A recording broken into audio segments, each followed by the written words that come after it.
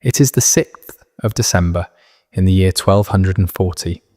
A man named Dmytro is lying in the rubble of a collapsed cathedral in the center of Kiev. There is an arrow in his shoulder. His sword is gone. The wall of the Church of the Tithes has come down on top of him, and on top of the hundreds of people who ran inside it when the Mongols broke the city wall 1 hour ago.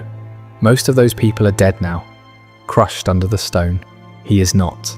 He is breathing in the dust and the smoke and the smell of burning timber, and he is listening to boots on the broken floor, and he is waiting for the men outside to find him alive. He is the voivode of Kiev. He is the military commander of the city, the man Daniel of Galicia left in charge when Daniel rode west to beg for help that never came. He has just lost the city. By his own count, 48,000 of 50,000 Kievans have died in the last 9 days. The men picking through the wreckage above him are about to find a wounded enemy commander breathing in the dark. For an army that has crossed half the world, there is only one thing that happens next. The captured commander is executed. The man who will decide his fate is Batu Khan, grandson of Genghis, the conqueror of Khwarezmia, and Vladimir, and Ryazan, and Chernigov, the man who broke the Eastern world. When his soldiers drag Dmytro out of the rubble and stand him up in front of the Khan, Batu will give an order his own commanders have never heard him give. He will order the man spared. This is not the story of why Kiev fell. Cities fell to the Mongols the way snow falls in winter. This is the story of why one wounded commander, in a city that had already been broken, in a war that had already been lost, made the man who had broken the world stop and flinch. And it is the story of why, 3 years before that night, the same army had turned and ridden away from the one Rus city it wanted most, the city the men of the north still called home, and never came back for it. The chronicles say it was the spring thaw. The chronicles also say something underneath that, in quieter ink, that the thaw does not explain. To understand why a Mongol Khan would spare the man who had cost him a city, you have to understand what the Mongol army actually was, and you have to understand what, until the Rus, it had never once lost to. The army that reached Kiev in 1240 was the most precise military instrument the world had yet produced.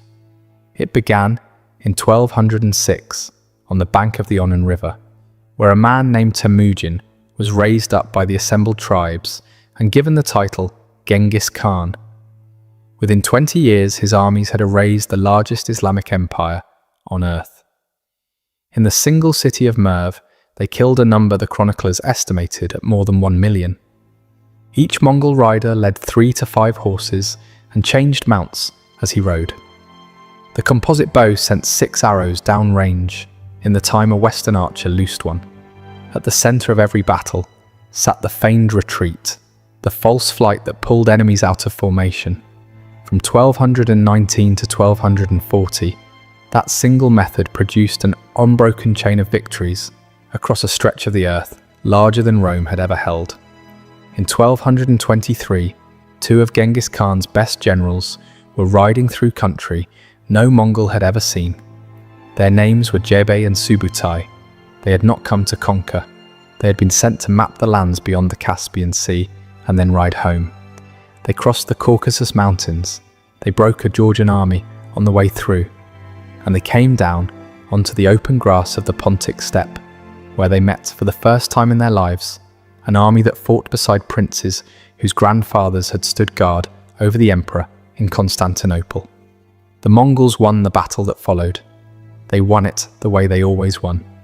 But in the report they sent back afterward, they wrote down a sentence they had never had reason to write before. The men of the Rus did not run.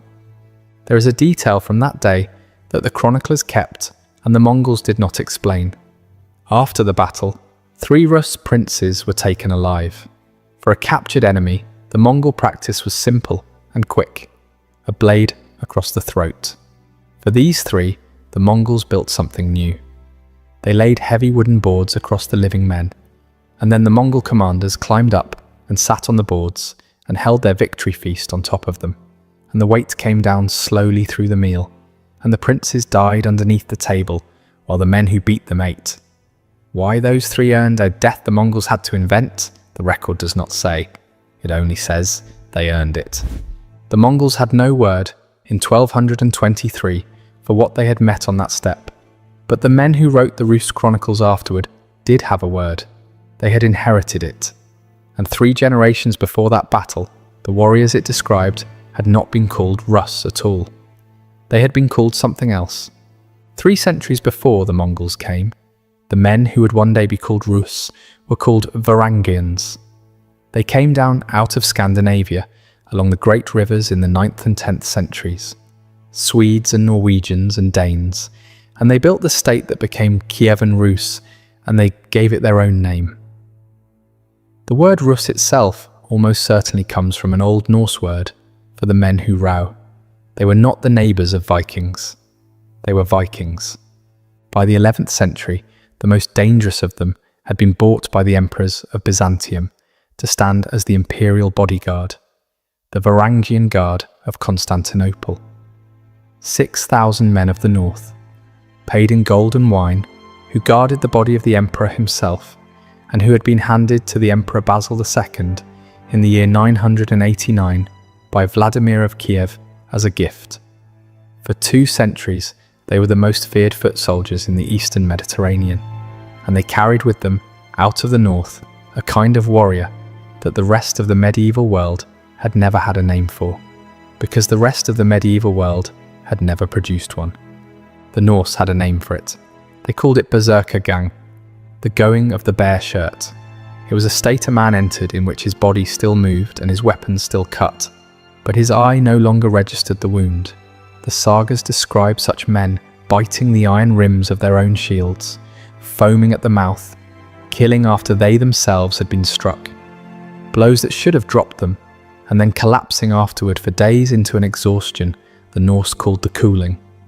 They believed it was a gift from Odin. The Rus who came after them did not believe in Odin anymore, but they kept the tradition alive in their sagas, in their rituals, and in the way certain of their warriors fought when there was no longer any reason to keep fighting. So when the Mongols rode away from the Kalka River in 1223, the report they carried said they had won, and they had, but the winning had cost them something, and a man who survived that day lived long enough to write down what the cost had been. The 31st of May, 1223, the Kalka River, in what is now the Donetsk country. Subutai and Jebe have run the combined army of Rus princes and Cuman horsemen on a 9-day chase across the steppe, the feigned retreat, the false flight, and the Rus have done exactly what the Mongols wanted. They have stretched their forces out across 40 miles of marching road. The Cumans are far in front, the men of Kiev are far behind, and at the river, the retreat suddenly stops, and the Mongols turn around. The Cuman riders break first. Subutai pours arrows into the Cuman front until it shatters and runs, and the fleeing Cumans crash backward into the advancing Rus and tear the Rus advance into confusion. 2 of the princes, Mstislav of Galich and Daniel of Galicia, throw their men forward without waiting for the 3rd prince to come up. The Mongols fold around them from both sides. What follows is not a battle anymore. Of a Rus army of perhaps 30,000, the chronicles say 1 man in 10 reached home. 6 princes are cut down in the route back toward the river. And then the 3rd prince does something the Mongols have not seen before. Mstislav of Kiev does not run. He pulls his surviving men back onto a hill above the river, perhaps 8,000 of them, and he digs in, and he holds. Subutai throws his men at the hill on the 1st day, and the hill holds. He throws them at it on the 2nd day, and it holds. The Mongol account, written into the Chinese records a century later, says the men inside the camp fought with axes and shields, and would not be moved. On the 3rd day, Subutai stops attacking and sends a man up the hill to talk. The offer is the usual one: lay down your weapons, and you will be allowed to walk away. Mstislav of Kiev, after 3 days without water on an open hill, accepts. His warriors set down their axes, and the moment the weapons are on the ground, the Mongols come up the hill and kill all of them. Mstislav of Kiev and 2 other captured princes are carried to a flat clearing. The boards are brought. They are laid across the 3 living men. The Mongol commanders climb up and the feast begins. And Mstislav of Kiev, who held a hill for 3 days against the army that had just finished breaking the world, dies slowly beneath the weight of his enemies eating their dinner. Here is the thing the Mongols carried away from the Kalka and did not put in the official account. The exchange had been the worst of the entire Western March. They had lost something close to 1/10 of their force to take a single hill that should have been theirs by the afternoon of the first day. And one Rus survivor recorded something else from the last night, something that came across the dark water from the Mongol camp before the surrender. The sound was men screaming in their sleep. The report called the Kalka a victory, and it was. But the Mongols did not return to the lands of the Rus for 14 years. The Chinese record said supply lines and distance. The report Subutai actually wrote did not survive, only the silence after it did. But this was only the beginning. You are listening to a story the Mongol Empire did not keep. It was written instead by monks of the Rus, in monasteries the Mongols had already burned, in a language the Mongols never learned. If you want the version the conquerors did not control, subscribe to Crimson Historians, because the history that was meant to survive is not always the history that did. 14 years pass. In 1237, the Mongols come back, and they are not the same Mongols. The Kalka had been 2 generals and 20,000 riders on a scouting mission. This is Batu Khan, grandson of Genghis, with an army of perhaps 150,000 men, one of the largest invasion forces medieval Europe would ever see, and his orders are not to map the Rus. His orders are to take it. Ryazan falls in 5 days and is leveled to the ground. Vladimir falls in February of 1238, and the Grand Prince Yuri II is killed fighting on the bank of the Sit River. The Mongol method works exactly as designed. Each principality stands alone, because the princes will not stand together, and alone each one falls in days. The chronicles of this winter stop reading like history and start reading like a list of the dead.